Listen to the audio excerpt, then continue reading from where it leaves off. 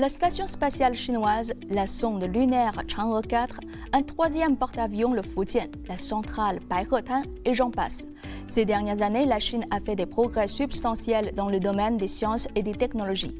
Elle a aussi créé la surprise dans le domaine de l'éducation en figurant en tête du classement PISA, un classement organisé par l'OCDE portant sur les connaissances des élèves de 15 ans. Dans le rapport du 20e Congrès national du Parti communiste chinois, un chapitre entier est consacré à l'éducation, aux sciences et technologies et aux compétences. Dans cet épisode, nous nous intéressons aux exemples tirés dans ces domaines qui sont incontournables pour illustrer la modernisation chinoise. Connaissez-vous la ville de Hefei, capitale de la province centrale de l'Anhui? Surnommée la plus grande commune paysanne du pays par ses habitants il y a 20 ans, elle est aujourd'hui parmi les villes les plus dynamiques du pays. En 2021, son PIB a dépassé 1000 milliards de yuans. Ce chiffre représente à peu près 144 milliards de dollars. Un pays avec 144 milliards de dollars de PIB pourrait se classer à la 60e place dans le monde. Quel est le secret de la ville de Hefei? Il faut chercher la réponse dans ses industries. Hefei dispose de 4 piliers industriels, à savoir les écrans plats, les semi-conducteurs, l'intelligence artificielle et les véhicules à énergie nouvelle.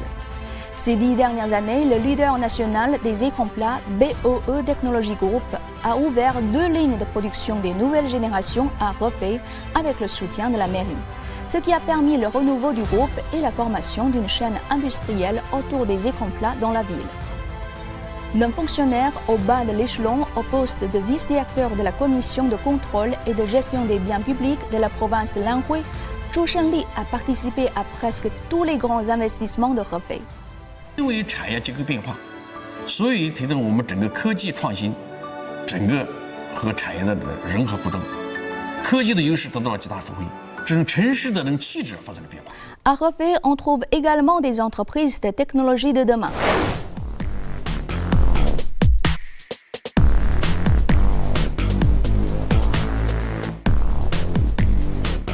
C'est le cas de Quantum C-Tech, première entreprise spécialisée dans la technologie quantique entrée en bourse au monde. Suivez le témoignage d'une chercheuse. 之前我说做量子的，然后大家都讲，你在做什么？然后现在就亲戚朋友就会问你，哎，你们公司上市了，然后你们公司那个产品就是京沪干线上新闻了，然后你就会很自豪的说，哎，这里面有个小模块，我写的。Les talents comme ces jeunes chercheuses de la quantique sont nombreux à Hefei. Et cela forme un cercle vertueux pour la ville. De plus en plus de talents s'y concentrent, l'industrie est de plus en plus dynamique et la capacité d'innovation se renforce davantage. En Chine, les nouveaux entrants sur le marché du travail ont en moyenne reçu 14 ans d'éducation.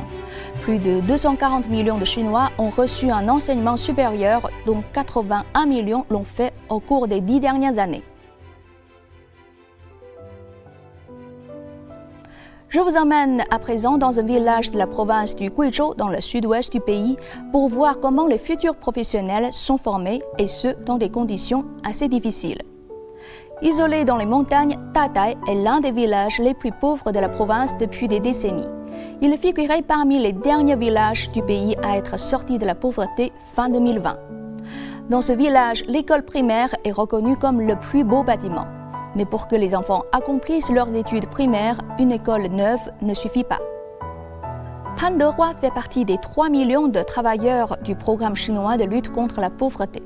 Née dans un village similaire, elle fut la première fille de son village à étudier dans un collège.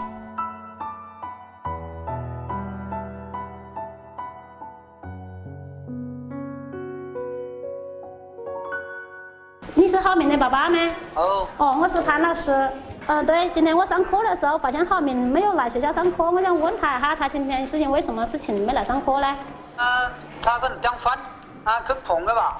他去碰饭牛是吗？哦。Le soir même, elle est allée rencontrer les parents de Hao Ming. 把一个让责任，让你享受教育，让责任为你当干的生活，爱护浪费你，对吗？ L'éradication de la pauvreté nécessite un changement des mentalités et la promotion de l'éducation. Grâce aux efforts conjoints de tous les secteurs de la société, l'éducation dans le village de Tatai a été largement améliorée. En 2019, le village a eu son premier jeune étudiant.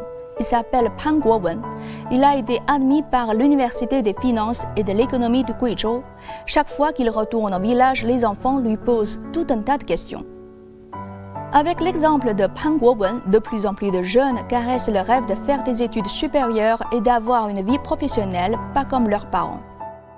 考上一所好的大学。体育老师。想当一名摄影师。想学我自己。想当一名女警。当一名幼师。当一名交警。当一名人民教师。因为这样能重建我们的家乡，能让更多的孩子走出大山。Sur sa voie de modernisation, la Chine va continuer à miser sur l'éducation, les sciences et technologies. Elle va également partager ses expériences avec ceux qui en ont besoin, en leur proposant des formations comme l'atelier Luban.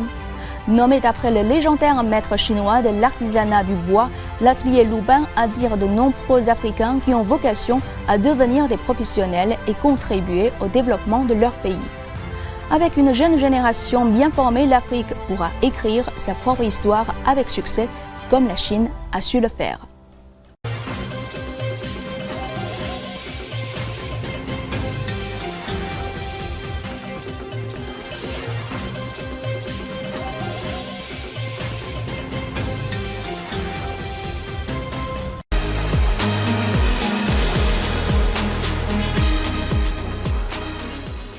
Voici le centre de lancement de satellites de Jiuquan où le vaisseau spatial habité Shenzhou 16 se prépare pour sa mission historique dans le cadre du programme chinois de la station spatiale Tiangong. À quoi ressemblera la station spatiale Tiangong pendant cette phase? J'ai ici le badge de la mission Shenzhou 16 qui indique clairement que le vaisseau spatial habité s'amarrera au module central Tianhe par le bas. La station spatiale se composera de 3 modules et de 3 vaisseaux. Ce modèle représente le module central Tianhe, équipé de 2 ports d'accostage et de 3 ports d'amarrage. Sur les côtés gauche et droit, on trouve le module de laboratoire Wentian et le module de laboratoire Montien, tandis que le vaisseau spatial cargo Tianzhou 6 est positionné à l'arrière et le vaisseau spatial habité Shenzhou 15 à l'avant. Juste en dessous se trouve le Shenzhou 16 dont nous vous avons parlé plus tôt. Cette configuration ressemble à la phase de transition en orbite entre Shenzhou 14 et Shenzhou 15 le 30 novembre 2022. Cette nouvelle combinaison aura une masse totale supérieure à 100 tonnes. Il convient de noter que, bien que le vaisseau spatial Shenzhou 15 revienne sur Terre après une brève transition avec Shenzhou 16, la station spatiale chinoise reviendra rapidement à sa configuration à 3 modules et 3 vaisseaux. Comment cela se fait-il? Cela nous amène au vaisseau cargo Tianzhou 5 dont nous avons assisté au lancement et à l'amarrage à la station en novembre de l'année dernière, ainsi qu'à son désamarrage au début du mois de mai pour laisser son port à son successeur. Il vole actuellement aux côtés de la station spatiale chinoise et s'y amarrera après le retour du vaisseau spatial Shenzhou 15. Ces cargos ont des tâches plus importantes que le simple transport de fret spatial. Par exemple, Tianzhou 5 fournira des ergols, de l'énergie solaire et du stockage de déchets à la station dans les mois à venir. La configuration à 3 modules et 3 vaisseaux restera en place pendant près de 6 mois, jusqu'à la mission habitée Shenzhou 17.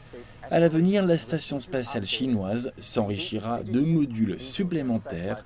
Restez à l'écoute de l'exploration spatiale chinoise et nous vous tiendrons au courant.